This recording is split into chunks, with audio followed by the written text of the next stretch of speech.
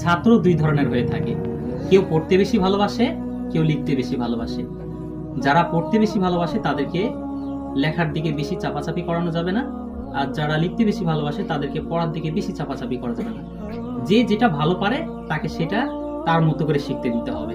যেমন দেখেন, ও ভালো পড়তে পারে, ও পড়তে বেশি ভালোবাসে, ওকে শিখাইতে হবে। বলো তো আব্বু, কুল হুয়াল্লাহু আহাদ, তারপরে আল্লাহু আহাদ, আল্লাহুস সামাদ, লাম ইয়ালিদ ওয়া লাম ইউলাদ ওয়া লাম ইয়াকুল লাহু কুফুয়ান আহাদ। মাশাআল্লাহ, ও পড়তে বেশি ভালোবাসে, আর এই বাবুটা লিখতে বেশি ভালোবাসে, যার কারণে ওকে লেখার প্রতি আরো বেশি আগ্রহ করে তুলছি আমি।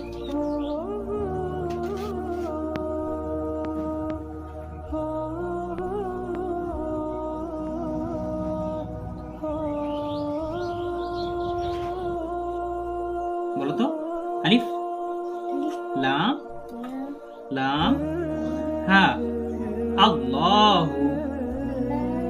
তুমি লিখতে ভালোবাসো?